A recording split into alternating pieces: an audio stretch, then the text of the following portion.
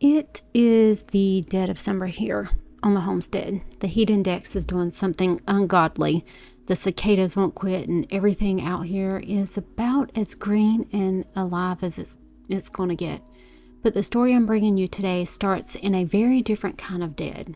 The dead of a Michigan winter, a quiet that isn't restful, just holding its breath. Before we go any further, this week's episode deals with the abduction and murder of children. If that is not what you need today, I completely understand. Please go take care of yourself, and we will see you next week.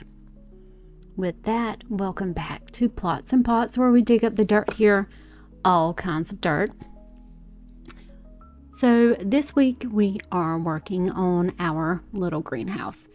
We've had it for about, Lord, I don't know, 5.5 years now. We got it from Harbor Freight. It was, nothing fancy, 6x9. It was a little birthday surprise from the hubby. But we've only had it at this property for about 4.5 of those years.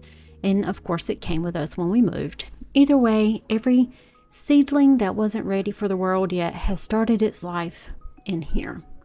But all of those years outside do something to a panel. They go cloudy, they go brittle. A couple of these have cracked a lot right along the edge. And when the thing that's supposed to be keeping the weather out starts to fail, you don't just let it keep failing, you replace it. So that's what we're doing today. Popping out the old panels one at a time and setting in the new ones. It's not glamorous work, it's just maintenance.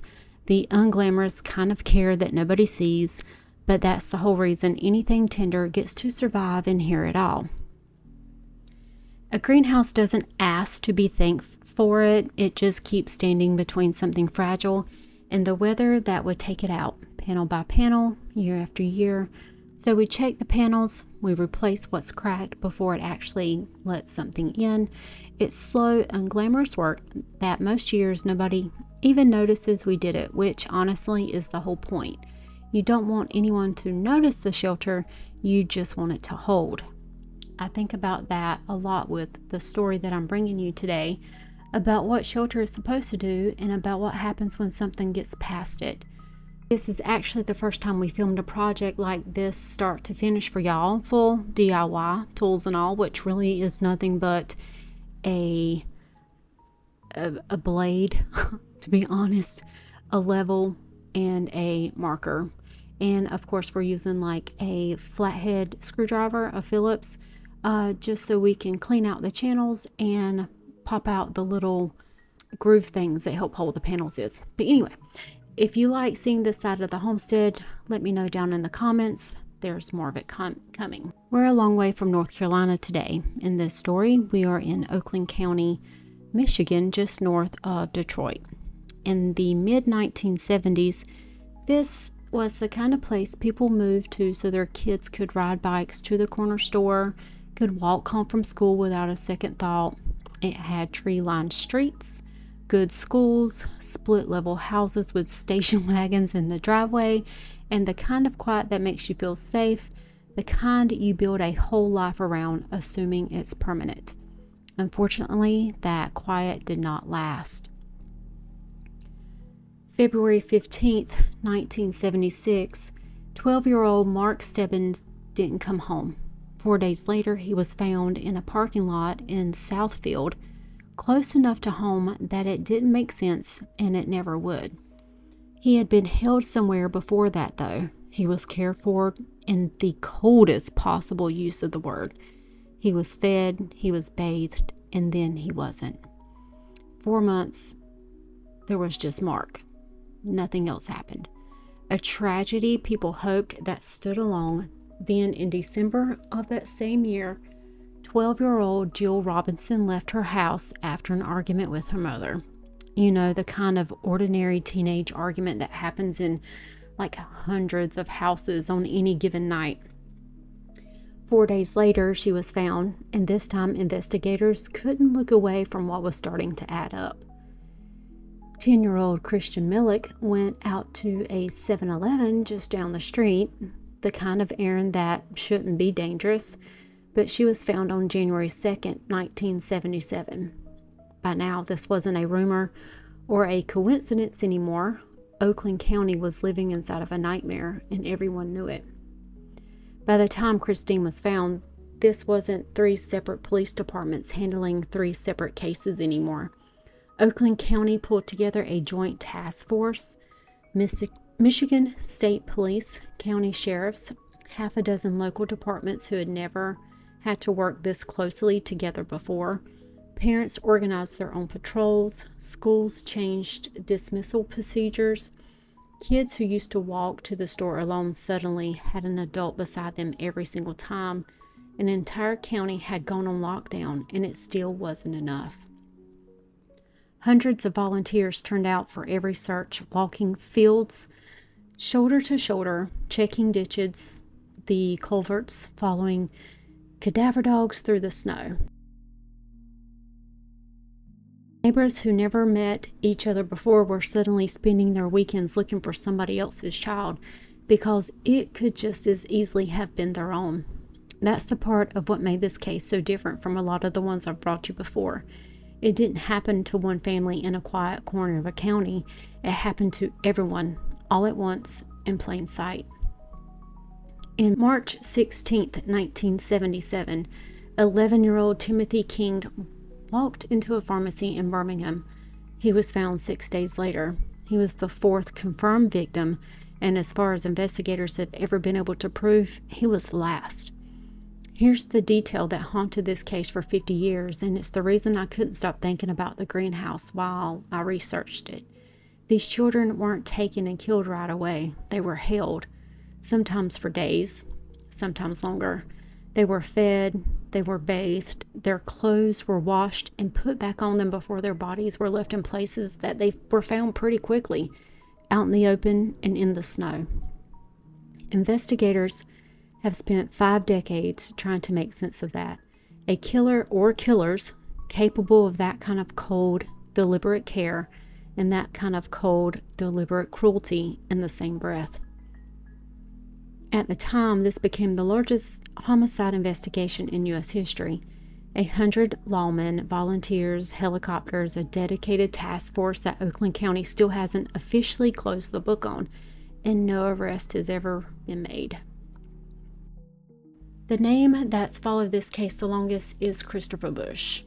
In 1977, a man named Gregory Green was arrested on child, you know the word, charges, and in an effort to help himself, he told investigators that 26-year-old named Christopher Bush had killed Mark Stebbins. Bush was the son of a high-ranking General Motors executive, and by then he was already a 4-time convicted you-know-what, who had never spent a single night behind bars. Both Bush and Green took polygraph tests. Both passed. Bush got probation. 14 months later, in November of 1978, his own brother found him in his room, a gunshot wound between the eyes, and it was ruled A. What wasn't made public in 2011 was what police found on Bush's bedroom wall the day he died, a drawing of a frightened boy in a parka. Investigators who saw it said it bore an unmistakable resemblance to Mark Stebbins. For decades, the victims' families believed that the drawing all but confirmed what they had already suspected. Then in 2012, DNA testing on the physical evidence came back and it didn't match Bush, so investigators publicly cleared him. Not everyone accepted that. A journalist named Marnie Keenan, I believe, who covered the case for the Detroit News for more than 2 decades, wrote a book arguing that law enforcement quietly protected Bush to avoid embarrassment. Go figure. That his family's wealth and standing brought him a level of protection an ordinary suspect would never have had. Barry King, Timothy's father, believed that in his bones until the day he died. He never stopped feeling like this case had been handled with more interest in saving face than actually solving it. This case has never really left the public eye either, though. Hulu put out a 5-part docuseries on it back in 2019 called Children of the Snow. I highly recommend it. It is wonderful.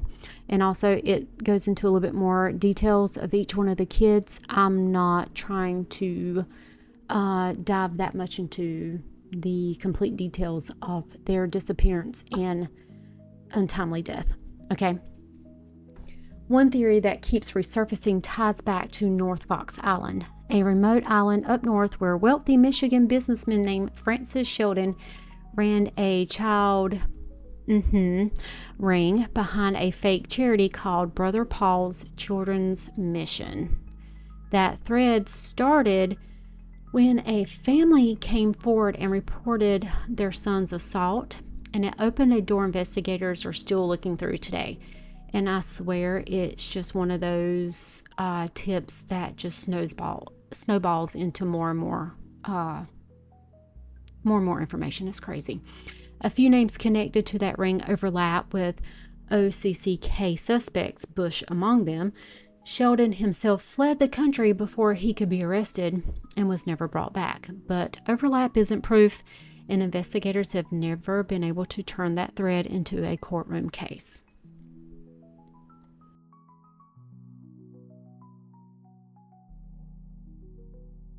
Bush wasn't the only name that surfaced over the decades. Investigators also developed cases around two other men. One of them was Arch Sloan, and the other guy was Ted Lamborghini, and I am probably butchering that last name, so we're just going to say Arch and Ted. Okay. Both of whom had documented histories tied to child abuse, where they were separately convicted of crimes against children. Okay. Arch is serving life at Michigan correctional facility for first-degree criminal sexual conduct. A strand of cat hair recovered from two of the victims were traced back to a cat that Arch owned. Weird. Though the hair didn't match Arch himself. Crazy. Investigators believe these men may have crossed paths through the same web of abuse running through Oakland County in the 70s. But knowing each other isn't the same as proving who tucked 4 children into a stranger's bed before taking their lives. Okay. More recently, DNA on hair evidence pointed investigators towards another man, James Gunnels, who acknowledged knowing Bush personally. Police have theorized that Gunnels might have played a smaller role, maybe luring the kids closer to the car rather than being the one who actually did the killings. Even with a DNA match in hand, prosecutors didn't have enough to hold him, so he was released. As of the most recent reporting, he's living back in the public, and no charges have ever been followed up on. Timothy King's father, Barry, spent the rest of his life pushing for answers. He fought for the release of thousands of pages of investigative records. He gave interviews. He never stopped asking questions. But unfortunately, he died in 2020 without ever getting the name that he was looking for. If you didn't grow up in Michigan in the 70s, it's hard to explain what this case did to an entire generation of parents. Before 1976, kids in Oakland County rode their bikes wherever they wanted. They walked to the convenience stores alone. They stayed out, until the streetlights came on. After Timothy King disappeared, walking to a pharmacy 2 blocks from his own house, though, that all stopped. Not just there, but in towns like it all over the country. This is one of the cases people point to as the real beginning of what we now call stranger danger. A whole cultural shift in how much freedom a child was allowed to have, playing out block by block because of what happened here. Oakland County's own sheriff, who was a young officer at the time, has said it plainly. This case broke a sense of innocence that never fully came back. This year marks 50 years since Mark Stebbins was taken. Michigan State Police confirmed the case is still open, still actively worked by their cold case unit. Oakland County Sheriff's has said publicly that his department is exploring whether artificial intelligence could help, feeding decades of case files, tips, and evidence into a model that might catch a connection to that a human eye missed the first 10,000 times through. Genetic genealogy, the same kind of DNA science that's cracked cases like the Golden State Killer, is reportedly back on the table too. More than 16,000 tips have come in on this case since the task force first stood up. Somewhere in that pile might be the answer, or it might not be. Kristine Mihelich's sister said that even 50 years out, it never fully leaves the back of her mind. And Timothy King's sister has spent years publicly pushing Michigan State Police to modernize how they're handling the evidence, digitize the files, retest what can be retested, treat this case with the same urgency other departments have given decades-old cold cases that eventually got solved.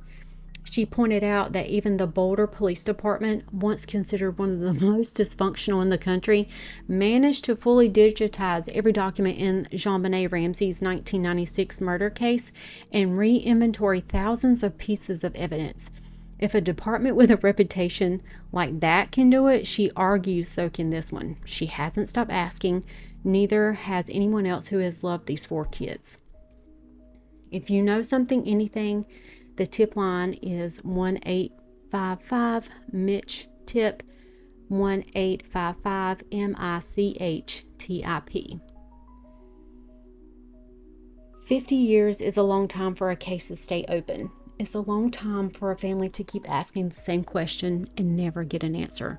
But 50 years is nothing to a greenhouse panel. You just replace it when it fails and you keep going. What happened in Oakland County is every parent's proof that shelter isn't guaranteed, that something can get past the walls that are supposed to keep the tender things safe. A whole task force stood up almost overnight, and it still wasn't fast enough.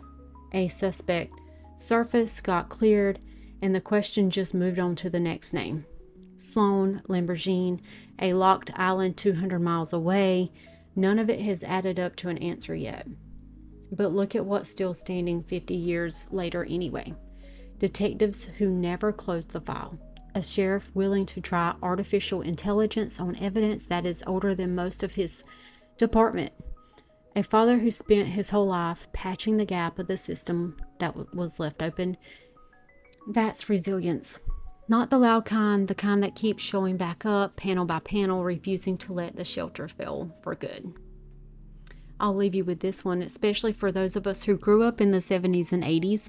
We remember playing outside until that street light came home. We remember, being gone and unaccounted for literally hours of the day. It was an amazing time. But what small, ordinary place from your own childhood, a corner store, a bus stop, a walk home, a friend's house down the street, did you walk to and you didn't think twice about it at the time? Tell me in the comments. I would love to read, those memories. But before I let you go, a quick personal update. I have a surgery coming up soon, so for the next couple of weeks, you might see me leaning on some pre-filmed footage while I do some healing. That includes something brand new for this channel, our very first DIY video filmed in advance, so the garden side of things don't skip a beat while I'm laid up recovering.